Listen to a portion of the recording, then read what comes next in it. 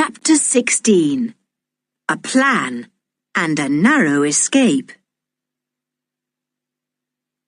Dick unbolted the door at the top and bottom and flung it open. He rushed in and thumped George and Julian happily on the back. "Hello," he said. "How does it feel to be rescued?" "Fine," cried Julian, and Tim barked madly round them. George grinned at Dick. "Good work," she said. "What happened?" Dick told them in a few words all that had happened.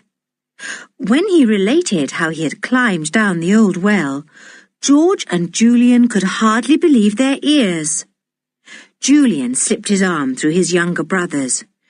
"You're a brick," he said, "a real brick. Now, quick, what are we going to do?" "Well, if they've left us our boat, I'm going to take us all back to the mainland as quickly as possible," said George. "I'm not playing about with men who brandish revolvers all the time. Come on, up the well we go and find the boat." They ran to the well shaft and squeezed through the small opening one by one. Up the rope they went and soon found the iron ladder. Julian made them go up one by one, in case the ladder wouldn't bear the weight of all three at once. It really wasn't very long before they were all up in the open air once more, giving Anne hugs, and hearing her exclaim gladly, with tears in her eyes, how pleased she was to see them all again. "Now, come on," said George after a minute. "Off to the boat, quick! Those men may be back at any time." They rushed to the cove. There was their boat, lying where they had pulled it, out of reach of the waves. But what a shock for them! "They've taken the oars," said George in dismay. "The beasts! They know we can't row the boat away without oars. They were afraid you and Anne might row off, Dick, so instead of bothering to tow the boat behind them, they just grabbed the oars. Oh, now we're stuck. We can't possibly get away." It was a great disappointment. The children were almost ready to cry.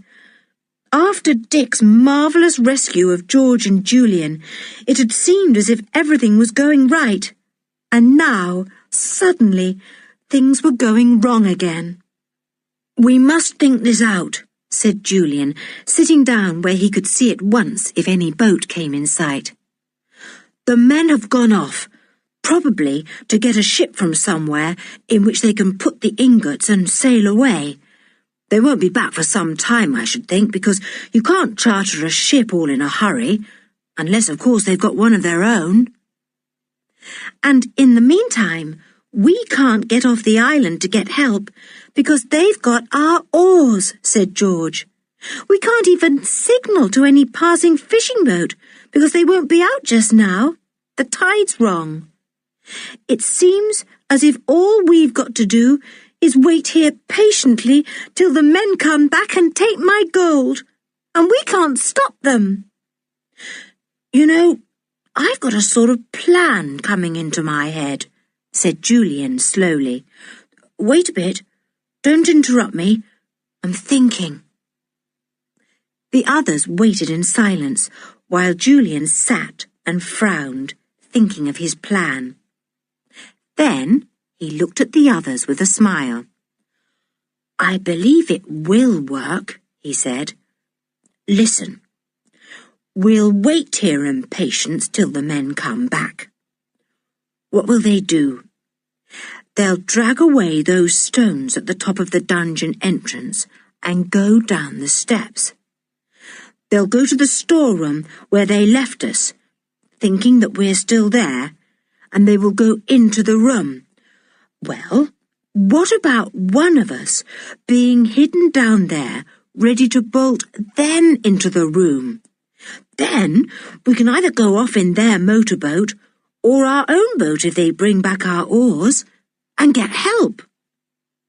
Anne thought it was a marvellous idea, but Dick and George did not look so certain. "We'd have to go down and bolt that door again to make it seem as if we are still prisoners there," said George. And suppose the one who hides down there doesn't manage to bolt the men in. It might be very difficult to do that quickly enough. They will simply catch whoever we plan to leave down there and come up to look for the rest of us. That's true, said Julian thoughtfully. Well, we'll suppose that Dick or whoever goes down doesn't manage to bolt them in and make them prisoners, and the men come up here again. All right, while they are down below, we'll pile big stones over the entrance just as they did. Then they won't be able to get out. What about Dick down below? Said Anne at once. I could climb up the well again, said Dick eagerly. I'll be the one to go down and hide. I'll do my best to bolt the men into the room, and if I have to escape, I'll climb up the well shaft again. The men don't know about that, so even if there are not prisoners in the dungeon room, there'll be prisoners underground. The children talked over this plan and decided that it was the best they could think of. Then George said she thought it would be a good thing to have a meal. They were all half-starved, and now that the worry and excitement of being rescued was over, they were feeling very hungry. They fetched some food from the little room and ate it in the cove, keeping a sharp lookout for the return of the men. After about 2 hours, they saw a big fishing smack appear in the distance and heard the chug-chug-chug of a motorboat too. There they are, said Julian in excitement, and he jumped to his feet. That's the ship they mean to load with the ingots and sail away in safety.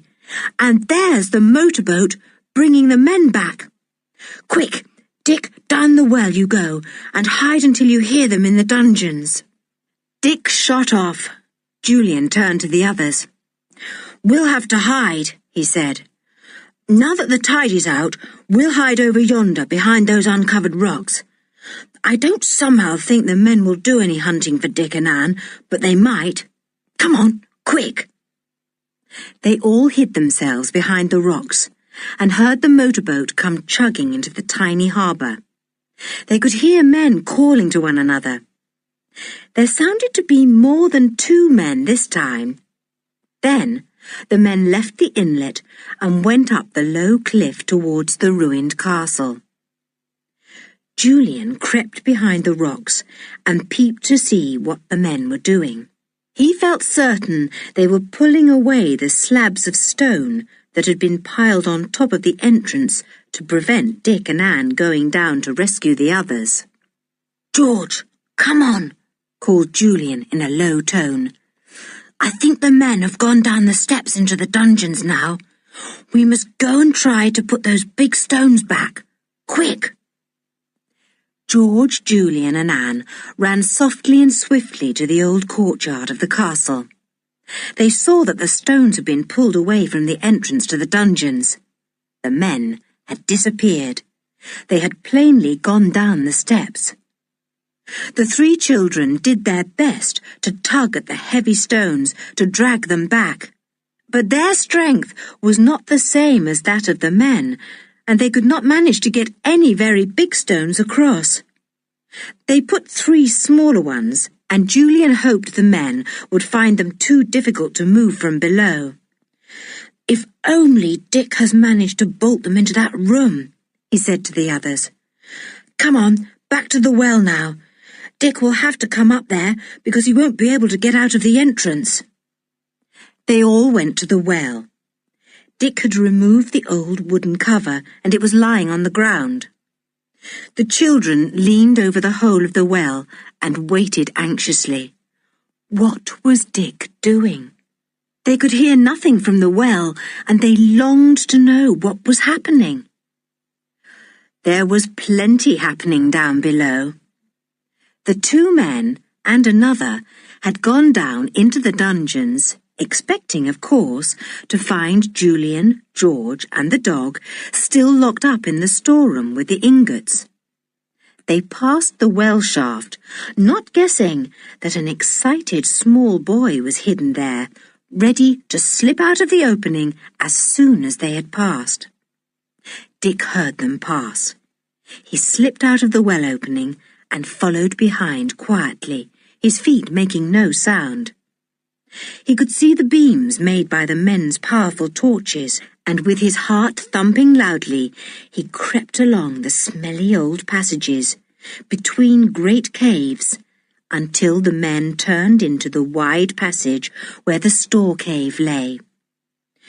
"Here it is," Dick heard one of the men say, as he flashed his torch onto the great door. "The gold's in there. So are the kids." The men unbolted the door at top and bottom. Dick was glad that he had slipped along to bolt the door, for if he hadn't done that before the men had come, they would have known that Julian and George had escaped and would have been on their guard. The man opened the door and stepped inside. The second man followed him. Dick crept as close as he dared, waiting for the third man to go in too. Then he meant to slam the door and bolt it. The first man swung his torch round and gave a loud exclamation. "The children are gone! How strange! Where are they?" Two of the men were now in the cave, and the third stepped in at that moment. Dick darted forward and slammed the door.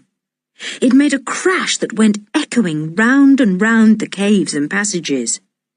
Dick fumbled with the bolts, his hand trembling. They were stiff and rusty. The boy found it hard to shoot them home in their sockets. And meanwhile, the men were not idle. As soon as they heard the door slam, they spun round. The third man put his shoulder to the door at once and heaved hard. Dick had just got one of the bolts almost into its socket. Then all three men forced their strength against the door, and the bolt gave way. Dick stared in horror. The door was opening. He turned and fled down the dark passage. The men flashed their torches on and saw him. They went after the boy at top speed. Dick fled to the well shaft. Fortunately, the opening was on the opposite side, and he could clamber into it without being seen in the light of the torches. The boy only just had time to squeeze through into the shaft before the three men came running by. Not one of them guessed that the runaway was squeezed into the well shaft they'd passed. Indeed, the men did not even know that there was a well there.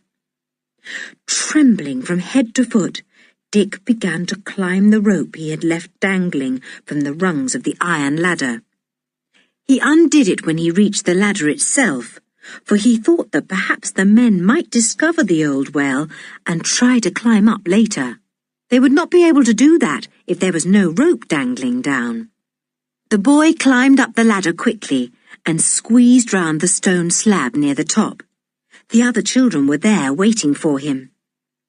They knew at once by the look on Dick's face that he had failed in what he had tried to do. They pulled him out quickly. "It was no good," said Dick, panting with his climb. I just couldn't do it. They burst the door open just as I was bolting it and chased me. I got into the shaft just in time." "They're trying to get out of the entrance now," cried Anne suddenly. "Quick, what shall we do? They'll catch us all." "To the boat!" shouted Julian, and he chopped wildly with her axe at all the machinery she could see. And now the boat could not possibly be started.